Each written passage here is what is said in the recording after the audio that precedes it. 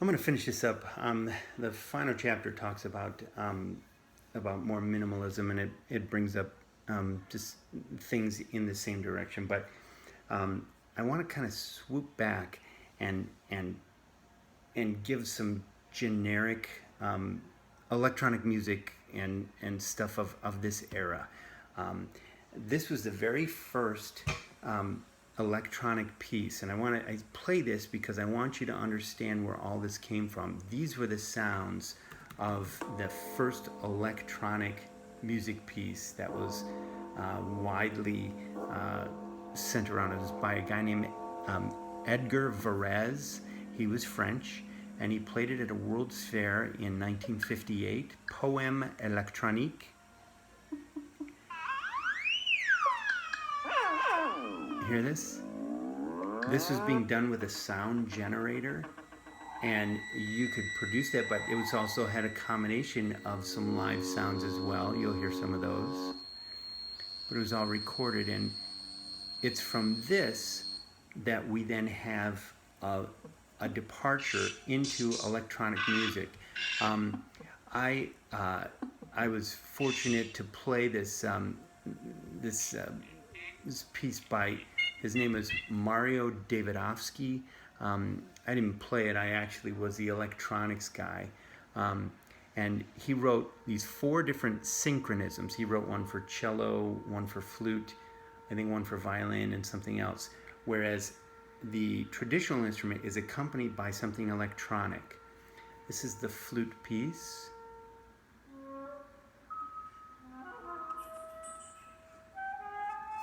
Using that same kind of sound generator, he recorded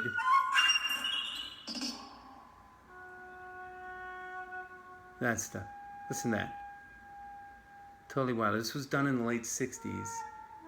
And when I performed this with the flute player, I actually was watching that player's part, and I turned the recorder on, I turned it off.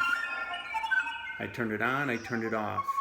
And based on where she was playing, that's where I cued my music. She had to wait till I played.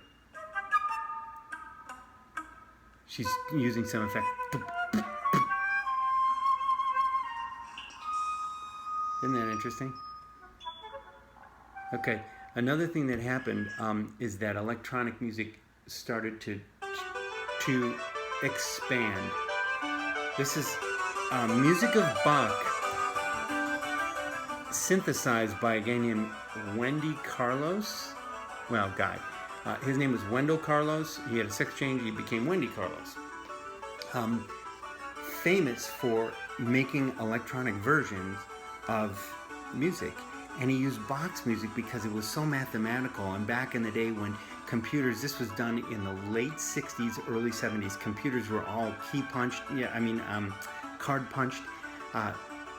It was very easy to line that up mathematically. And this was stereophonic. This is because of Wendy Carlos's use of Bach's music. Bach had a real resurgence of popularity. Incredible. But in this context, when I got back when people had headphones, it was a Walkman, Walkman with a cassette player, and a radio. A Wendy Carlos cassette was the very first thing I listened. It was super stereophonic. It was pretty incredible. He's got a whole series of these, and not just Bach's music, but like I said, Bach's music works very well on this, and it's mathematical enough to fit computer-wise. Pretty fascinating. There's other stuff that's being done electronically now, and with us being off, we're encouraged to find ways to have opportunities to include people musically. And one of those, people say, well, why don't you just do it virtually? There are some inherent problems in making great music when you have virtual input, because the virtual input is at different speeds and stuff. It comes in latent sometimes, or it freezes. But a guy named his name is Whitaker. Eric Whitaker wrote a piece that was expressly designed to be performed with an electronic, well, with a virtual choir. He had 185 voices. What he did is he recorded himself conducting this music, and people got the chart, sang along with him, but they basically they mailed in their electronic version. They sent it to him. He mixed it, and this is an example. It's called Lux Arumik, or I don't know. It's Lux Arumik, whatever. Eric Whitaker. He's actually conducting that. It's kind of cool to see these voices from a whole bunch of different countries and stuff.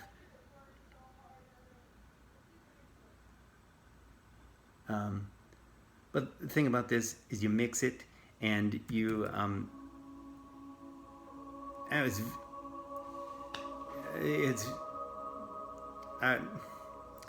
want to say it's not real. Of course it's real, but I mean they're adding. You can pull people, forward and back when you mix it. You can add all this reverb that you're adding. So it's not uncommon for electronic versions of music to be sent that is then produced onto a CD or something like that. I mean, it's not uncommon, but he did it with a choir, which is the extraordinary part. And I said 185, I think there's 200 and some voices or something, I don't know. And that's the extraordinary part. He was one of the first guys to do it. In the electronics world, the sky's the limit. I mean, EDM is a version of electronic music, obviously by definition, but it's taking things to a new level. And that new level is really, really fascinating. So you actually have one or two players who are cueing this music, or who have inputted this music and have put so many layers. It would be difficult to have that much humanity representing that on instruments. But what is an EDM instrument that EDM is a computer. So do you get skilled, like you get skilled playing the violin? Do you get skilled at writing EDM? I mean, the computer does all the work. How do you generate it? I can pick from a whole series of rhythms. Is there something skillful about that? Well, your ear is skillful. So it's really changing the game. What is skill? Can you play the violin like that gal did when we heard her play the Four Seasons on the violin? Can you play the violin like that? Is there an EDM version of that? I don't know. That's interesting. So how is that going to change music in the big picture? I don't know. I think we're going to have to find out. Will there be a departure from all the things that we know musically? I don't think there's going to be a complete departure. Just like, we still play music from the Renaissance. We still play music from the Baroque era. We still play music from the Classical and the Romantic. I mean, those are well-loved pieces, and people love to see stuff that's 100 years old. I mean, they love to hear music that's 200, 300 years old. I think people are finding ways to embrace new ideas.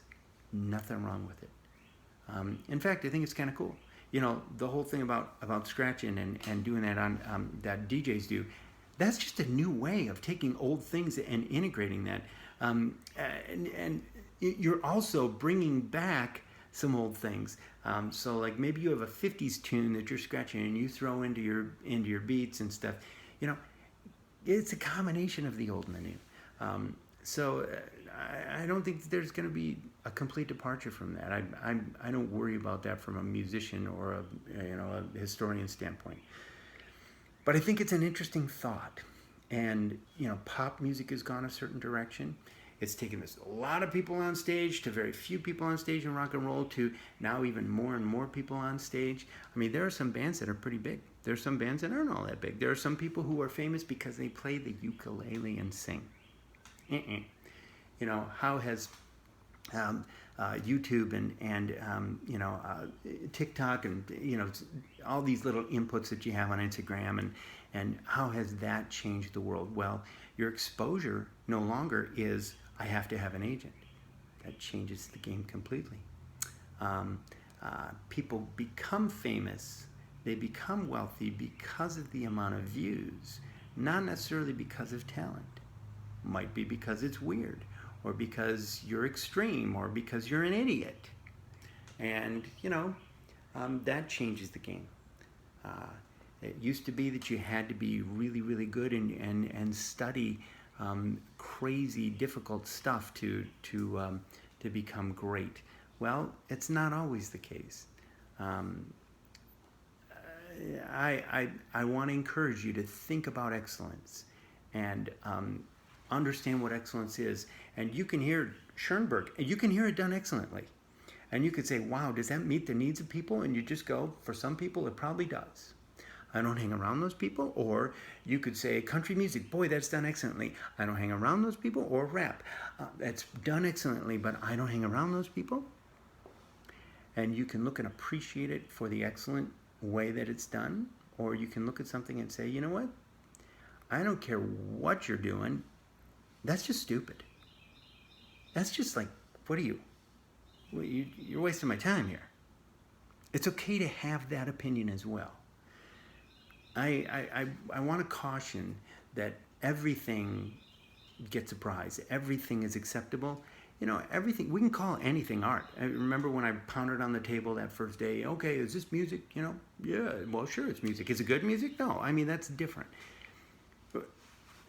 Effort has something to do with it, and motivation has a lot of things to do with it, but there's some things that are just crap. And so don't confuse a new direction for excellence. And you as a growing adult, be discerning. You don't have to like everything, but it's okay now, from all the things that you've seen and the directions that things have taken, to just go, John Cage, you're weird. Or John Carigliano, that's really complex, but I can't get my arms around that. Or maybe whatever, Tchaikovsky, it's too much. Bach, it's too boring.